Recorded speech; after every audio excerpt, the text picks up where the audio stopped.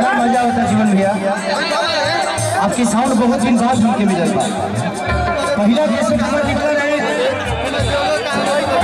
चोली को गोली से वो बीच में पटना में एक बार और साउंड में हम और छोटू छलिया रही जब वर्षा तिवारी रही एगो फंक्शन में अपने बाद एक बार और भी मिलल बा। आज तीसरा बार हमके सब याद होला। हम खाली पेट में कर लड़का मॉडल नजर में तो हम हो लगले कि कहिया दी मैंने लड़का बा गलत बात ना बाबा इधर आई। ये तुलसीदास जी से मिली है। ये पवन बाबा को आप लोग जानते हैं ना। ये मेरे गुरु भी हैं, मेरे बड़े भाई भी हैं और हम दोनों भाई एक ही गांव से हैं, एक ही स्कूल में पढ़े हैं। हम थोड़ा चढ़े हैं पढ़े हैं, मैंने लिखते हैं इनके लिखने के बदौलत हम चढ़ते हैं, ये पढ़ते हैं चढ़ते हैं। अब तुम लोग दूसरे जगह कुछ लोग के दिमाग के सफर पहाड़ी हो गई बा। चढ़ला का मतलब खाली वही जिला होला। इन्होंने बहुत सारे भजन लिखा है। गोली में गोली मार गए, सलाइरिन से खोला इन्होंने, बहुत सारे हैं। चोई चोई पोय पोय होय होय, हाँ जितने भी रामायण की चौपाई है सब इन्होंने लिखा मेरे जीवन में।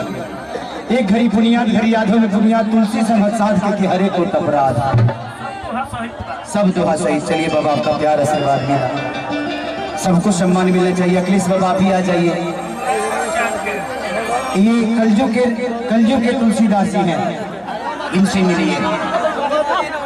आ गए अखिलेश बाबा, ये भी ब्राह्मण कुल हैं, इसीलिए मैं सबका पैर छूता हूँ क्योंकि अपने से बड़ों का हमने के बाबूजी पैरों में कुछ छूले बड़े तो हमने के कारण न छूलेगा।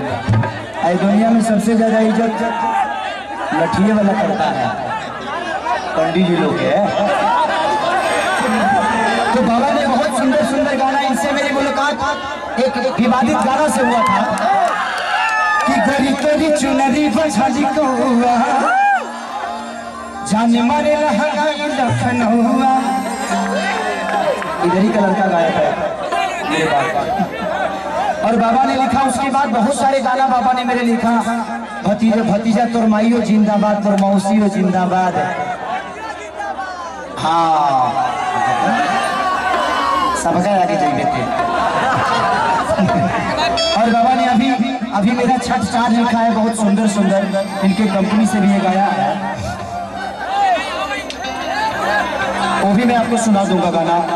गुल्लू बीट से आ रहा है एक गाना और इन्होंने मेरे कंपनी के लिए लिखा है, वो रिलीज होने वाला है कि पियरिया पिया हो पियरिया पिया ले ले जाई कलश कुदियरिया पिया कि चाचा कोई मुरी बजरिया पिया